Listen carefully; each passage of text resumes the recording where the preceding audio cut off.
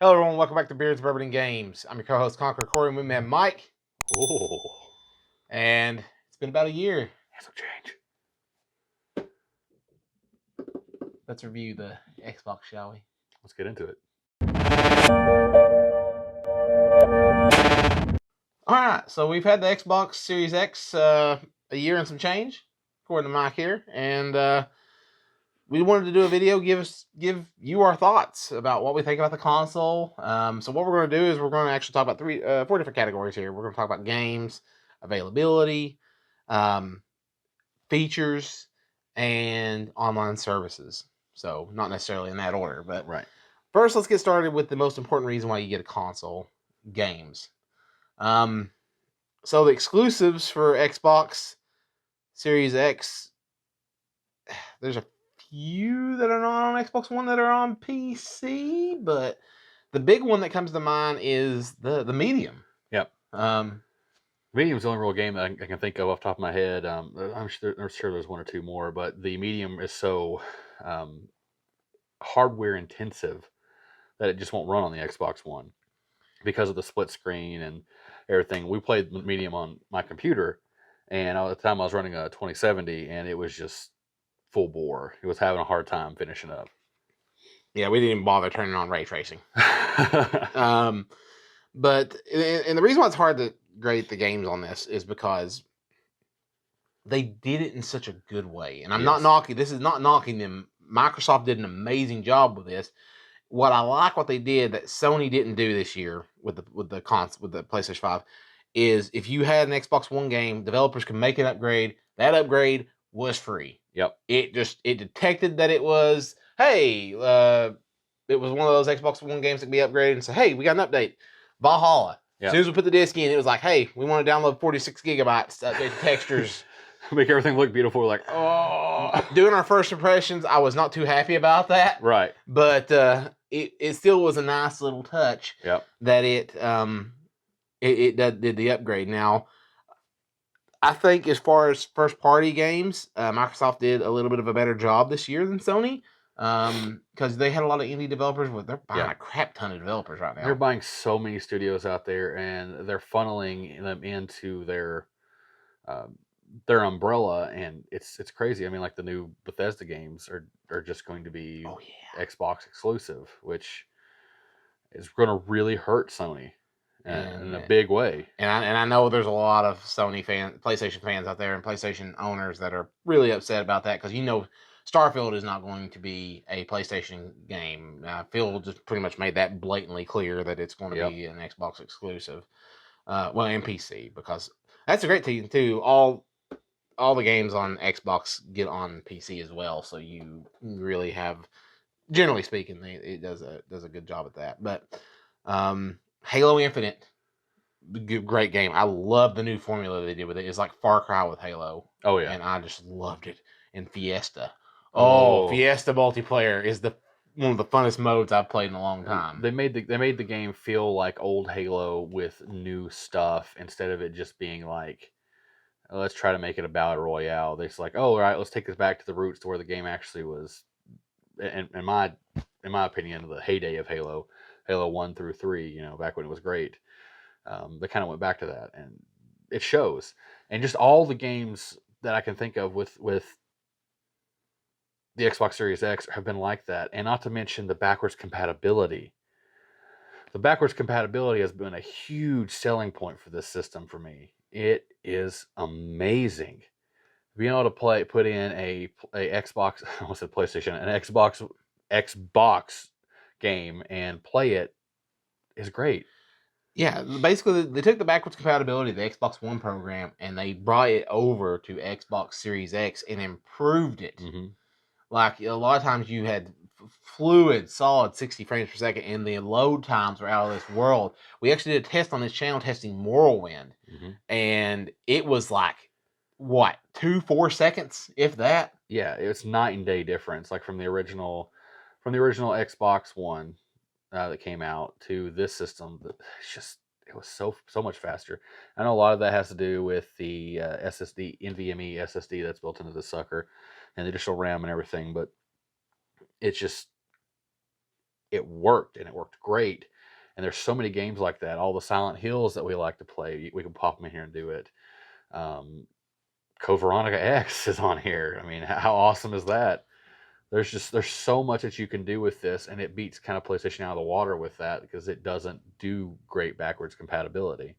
Now, as far as true exclusives, they didn't do that great this year with true exclusives. I don't feel, but here's the thing: we're in that weird first year period. Yeah, and the same goes for Sony. I mean, this didn't really have any kind of exclusives this year. Now, this next 2022 might be a different year for them. But the thing we need to take away from this is Microsoft, despite not having really big blockbuster first party games in its first year being out, the value it offered you and the things that it brought to the table kind of made up for that. right. And on an unofficial note, dev mode with RetroArch, you can play PlayStation 1 and 2 games. Sony, don't shoot the messenger. I'm just telling you it's possible. The community came together and made something magnificent, and I love it. We actually did a video where we put RetroArch on our consoles, on the Xbox Series X, and it I'm not talking like runs them crappy. It runs them good. Really good. And it has the power. I mean, it has the power to do it. And that's kind of what upsets me a little bit, and I'll probably talk about it a little bit more in our PlayStation video, but Sony could have done that. Yep. And they didn't. But we'll save that. Moving on to the next thing, and I could sing about this all day long.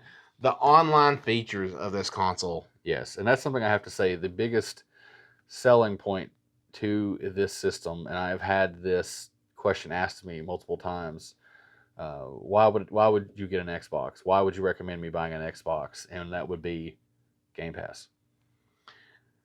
Yes, Game Pass is a phenomenal value. It's $180 a year if you get Game Pass Ultimate.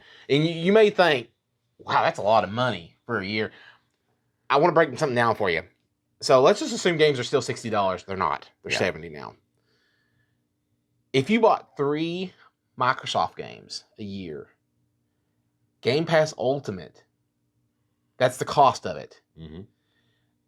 I can't tell you how many games this year we played on this channel that we didn't have to buy. It was part of our Game Pass subscription. Yep. And we played them. Halo. Medium. I've been playing Deus Takes 2 with my wife, and which is a great game. I recommend to anybody who wants a good co-op game. Ascent.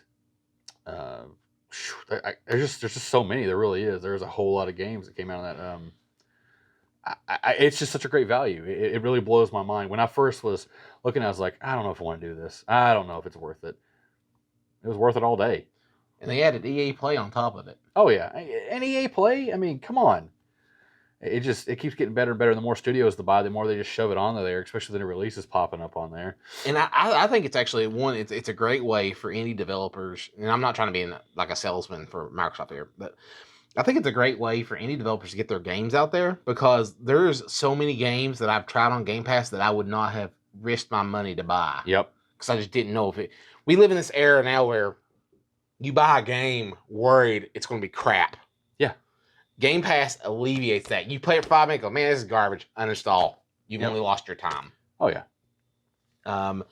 And it's great. Now I know there's going to be those that like to have physical things. You know, Mike, he loves his physical collections. But Game Pass it's really good in the sense that it gives you this option. Now, one thing I found that I've done is I don't end up playing it a whole lot because I end up cycling through so many games because I have so many choices. Yep. But they did great, because with Game Pass Ultimate, you not only get that on your Xbox, you get that on your PC as well. Yep. And you get all the perks of Xbox Live Gold, which I'm pretty sure, and correct me if I'm wrong here, Mike, PlayStation Now and PlayStation Plus are 2 separate services. They are 2 separate services. If you want to play online, you have to have PlayStation Plus. If you want to play the streaming service or the extra games, you have to have PlayStation Now. And the way they marketed it, and this obviously is Microsoft's plan moving forward. Game Pass is their thing. They want to be the Netflix of gaming. It is their baby, and they are doing a very good job at it. And one thing I really like that they did, and this will kind of segue into availability, but the Xbox Series S. Yeah. Holy crap. They found a way to make it easier for families struggling in the world that we find ourselves in today to get a current gen console to play game. The Series S, you may disagree with me, that thing was built for Game Pass. Oh yeah, that was the primary intent to lower that entry gate. Yep. And mark my words, here in probably the next couple of years, I guarantee you they'll create a cloud streaming device that all it does is cloud stream Game Pass games. Yep. It's coming. It's already on our phones. Oh yeah, 100%. I mean, it's just, I remember it's kind of funny because I remember when the Xbox One was first coming out, and they said they were going to do that. They were going to get rid of physical media, and they were just going to do straight that. What if I don't have internet? Get over it. And it got such a huge backlash, and PlayStation got a lot of hype because of it. And then now it's the cool thing. I know technology is different now. More people have access to the internet, stuff like that. But it's just, I think too, with the way shipping logistics has been this last year. Yeah. A lot of times when you got a physical game, I've ordered a lot of physical games from retailers that promised me delivery dates, and it ended up being like a week later. So I started going to digital because I knew I would get it that day. Yeah. And the cool thing about Game Pass is, like he says, I like physical games. I purposely try to go out and buy physical games. With Game Pass, if there's a game I'm unsure about, I play it first, and if I like it, then I buy it. So not only does the the developer get money from me from Game Pass, which whatever deal they have worked out with Microsoft, but they also get money from me, and then I go out and buy the physical copy for my collection. And then if you want to even buy the digital game, you get a discount buying that digital game because it's on Game Pass, which some games, there's no sense in buying them because, especially Microsoft exclusive, I don't think they're ever going to take those off. I doubt they would take them away, yeah. But they got some good games. Like I said, indie games like, well, we're getting back on the Game Pass topic, but Stardew Valley, they got that recently. But everybody has that. So yes, Game Pass, phenomenal, great. Availability, let's talk a little bit about that.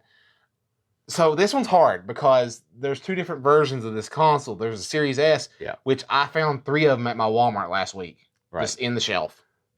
I live in a very rural area, and not many people want it because the internet's not that great where I live. I'm one of the lucky few that has a pretty good internet connection, but the Series S is easy. It's available to get, so you can enjoy current generation at 1440p. Even then, I have had a lot of luck buying. I've been purposely trying to fight the scalpers. So I have been, people who want next generation consoles, friends and family, I have been purposely going out and trying to get a hold of them for people, and watching the sales. I'm part of all the alert groups and stuff like that. The Xbox comes up about almost 3 to 1 with the PlayStation. So for every 3 Xbox alerts I'd get 1 PlayStation alert. They're just turning these out more. They're easier to get a hold of. They're still hard to get a hold of, and scalpers are still increasing the price, but not as bad. At the time of this video, it's not that much higher than retail because they're just getting them out there more. And yeah, so and you may ask, well, why is that important if it don't have any, availability is a big deal because they're even though if you like some of the first party games, a lot of the third party games are cross platform, and if you really want a next generation console, it's easy to get a hold of it, and I would say it's a lot easier to get a hold of a Series S if you're really in a hard spot to get a current console. Series S, man, it's like every other week I see them at my Walmart. Yeah, I mean they're popping those out like crazy, but a lot of people are going for the X because of all the extra features, the backwards compatibility, stuff like that. And that brings us on to our last point, accessories and features. Overall, over the course of the year playing this, I have to say I've played my Xbox a lot more than my PlayStation.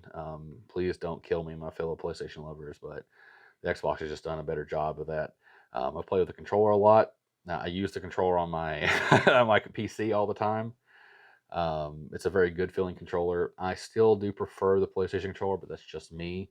I have to say this is the best feeling of the Xbox controllers of all generations. It's got a great grip to it. It's got a great feel. All the buttons have great feedback to them. I have not personally tried the headset, but I have talked to people who have the headset, the Xbox exclusive headset, and they say it is amazing. They say it does compare with the PlayStation's 3D Pulse headset, but it's just not quite there as far as that goes. I wish there was more customizable options for this system, and in the future we're going to try to do some of those ourselves. Stay tuned for that. I'm pretty excited about that. You can still buy some like D brand stickers, things like that for it. So that is an option, but there's nothing like right off the bat like you can do with the PlayStation. The PlayStation, you can pull off the covers and switch them out. And they're very easy to paint because you don't have to worry about it getting in all the hardware and stuff. Painting this is going to be a pain in the butt, but worth it. Upgradeability on the storage, it's kind of limited there. You're paying now. I know they're making cheaper options. They're going to make 500 gigabytes, but it's still very expensive. Yeah. Now you can do SSDs, but it only stores Xbox One games. It doesn't do the Series X games. Right. That's my understanding. $220, $250. It's going down to 180 now on sales. Oh, that's not bad. So it's not, but still though, PlayStation has a better offering on that because you can buy, even though they say here's our official supported NVMe drives, there are some that they don't officially support that are working. Yeah. Now do that at your own risk. Just be careful because there are some cheap SSDs that do catch fire. But expandability on the storage, I'm going to give them an F on this one. But yeah. I think it's just too expensive, and I know what you're going to say. It's Conquer. It's all about the availability and everything. The material's just expensive to make right now. If you make it cheaper to do, okay, I'll change my mind of it. But the good news is that it does have a little bit more storage, internal storage than the PlayStation. They did some kind of weird 800 gigabytes with the PlayStation. I have no idea. I guess to keep the cost down. But it's the way they're actually soldered on. The PlayStation actually has the chips soldered onto the motherboard, which makes it impossible to replace. Though this one, in theory, you could actually take this apart, and there's actually a NVMe SSD in there that you can take out and replace if you needed to. Again, in theory, I haven't seen anybody do that yet. Is it possible? We'll find out when ours dies. Yeah, when this goes bad, trust me, we'll be ripping the sucker apart trying to figure it out. But yeah, that it didn't do too hot on. What do you think of how did the design do over the year? Also, over the course of the year, it was really good. This thing has mostly sat on the desk in my office next to our rig that we do most of our recording on. It's really easy to put there because it's a square and it's out of the way. It sits there. I plug it in, and we're going to play a game on it, and plugs right into my capture card. And we're good to go. My wife has hooked it up to our TV a bunch of times and works real good. It hides out of the way. Actually, at one point in time, I had the PlayStation sitting on top of this because it just worked as a good stand. It was kind of weird. Overall, just the style of it ended up being fine. It looked good in the cabinets. You didn't have to change anything. So I made fun of it at first, but honestly, it wore on me. I actually like it better than I do my PlayStation, just because my PlayStation's bigger and in the way. Yeah. In this one, it fits so nicely under my television. It just kind of blends in. It does a good job blending in. So, final thoughts. Personally, I think it's a great system. I think they have delivered on the stuff. I think the Game Pass is definitely worth every penny you spend on it.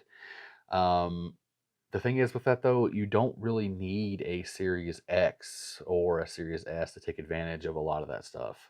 Your Xbox One X will still work for that. If you have an Xbox One X, you can hold off. Do not purchase one of these at a higher than retail value. I think they're worth having. I love mine. I love it to death. You definitely notice the speed differences even between the Xbox One X and the Series X. You notice the speed differences, and we have actually documented those. It's not enough, though, to be a huge jump. If you have an Xbox One X right now, and as long as they're doing this play everything on everything, you can hold off. But once that system goes bad, or once they current gen games stop being able to keep up with this, or you run out of space on that one, definitely worth the buy. I would 100% say go for this. Yeah, the key thing is if you can get it at retail. Yeah. On the other hand, I'm going to say that I think it's a great console, and if you can get it at retail, it's worth a buy to me. Just because the extra, the faster loading times. Now you can do things with your Xbox, and this is kind of a tip to those of you at home that just can't get a hold of one of these. If you got an Xbox One X or an Xbox One X, you can put an SSD drive in there. It's a very simple thing. We actually did a video in the channel on how to do that, and it's very easy. It's not very complicated at all to do. But if you can get a hold of one of these at retail, don't feed into the scalper system. Don't support that market. They're not there to provide a service like they're saying. They're there to make money off of you. Yeah. And they're trying to feed off of that I want it now mentality. Mike and I, we really fought to get ours. Yeah. We fought hard. And I didn't get mine until months after. It was just so happened that me and Mike were both sitting at a Best Buy, and we managed to get one, and I came up here and picked it up and gave him the money for it. But I think it's a phenomenal console. Microsoft did a great job. It's just right now we're in that weird transitional period where there's just nothing that truly defines this over others. Now, Halo Infinite, you can play it on the Xbox One X, and I think it plays at 30 frames per second at 1080p. Now, on the original retail Xbox One, it's really rough. Oh yeah, if you have an Xbox One, do the upgrade, 100%. I won't judge you at all. And if you're thinking about upgrading your Xbox One X with an SSD, if you haven't already, just go ahead and spend the extra money and upgrade to this. But if you can get it, that's the big thing. I think you'll have an easier time getting a hold of this than you will the other one. It's like Corey's saying, there's just not a whole lot out right now to make it where you have to have this. So yeah, Microsoft's strongest strength is also their weakest selling point. Right. But that's a good thing though. They're looking out for their customers. Oh yeah. If someone came up to me right now and I'm going to get crucified in the comments from my PlayStation lovers. If someone came up to me and said, "Hey, I have the money. I want to buy a next gen console. Which one would you buy?" I would say the Xbox. And they'd say, "Why?" And I'd say, Game Pass. Can you say it again in the microphone, please? No. All right. Well, let us know what you think, though. Do you like the Xbox Series X? Do you own one? Do you not own one and think it's just stupid and there's nothing really got going for it? We'd love to hear your thoughts. These are just our thoughts. Don't let them influence you. We just want to tell you our experiences with it. We did play this more than we did. I know I did and Mike did as well. I played my Series X more than I did my PlayStation 5 this year. Oh, 100%. And especially with Game Pass. If you want to count Game Pass as being part of your Xbox, it was a lot. But again, if you like this video, be sure to smash that like button. If you want to see more content like this, check out our channel. We do all kinds of things from reviews to Let's Plays to do-it-yourself projects. We have a lot of do-it-yourself projects that we really like doing. We just like breaking things. But as always, I'm your co-host, Conqueror Corey. And I'm Mike. And we'll see ya.